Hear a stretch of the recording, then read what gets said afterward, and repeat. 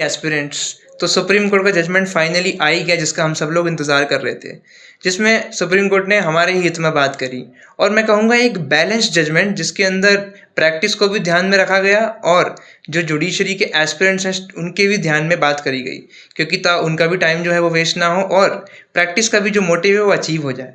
जिसके अंदर अब मैं बात करता हूँ कि किस किस पे क्या क्या एप्लीकेबल है चीज़ें।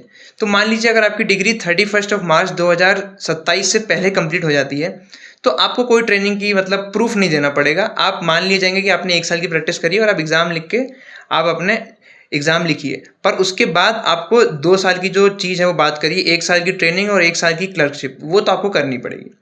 और जो बच्चे हैं 1 अप्रैल 2027 के बाद वाले, जो फ्रेश ग्रेजुएट्स पास होंगे 1 अप्रैल 2027 के बाद, उनको 1 साल की प्रैक्टिस तो करनी ही करनी है। तो वो ये बात है। और 2 साल का जो वो अलग क्राइटेरिया है, जिसमें अगर आप सिलेक्ट हो जाते हैं एग्ज़ाम लिखने के बाद, तो आपको क्लर्कशिप और ट्रेनिंग जो है वो करनी है। तो ऐसे 3 ईयर को ब्रेक डाउन किया है अलग अलग कैटेगरी में। तो अगर आपने 31 मार्च को ही 2027 से पहले आपको डिग्री मिल जाती है, मीन्स जो 2026 के बच्चे हैं उनको ट्रेनिंग का कोई प्रूफ नहीं देना है, तो वो डायरेक्टली एग्ज़ाम लिखिए और सिलेक्ट हो जाते हैं, तो वेरी गुड। और फिर आप अपनी ट्रेनिंग पूरी कर लीजिए 2 साल की। और जो बच्चे अभी हैं, मीन्स करंट फेज़ के अंदर जो भी फाइनल ईयर में हैं और उनको डिग्री मिलेगी 1 अप्रैल 2027 के बाद, तो उनको 1 साल की प्रैक्टिस तो करनी पड़ेगी। उसके बाद फिर वो सिलेक्ट होकर ट्रेनिंग जो है वो अलग करनी पड़ेगी।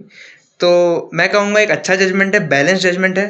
सो तैयारी करिए, आज अपनी पार्टी कर लीजिए, बढ़िया खुश हो जाइए और कल से अपनी पढ़ाई स्टार्ट कर दीजिए। Thank you so much, see you again.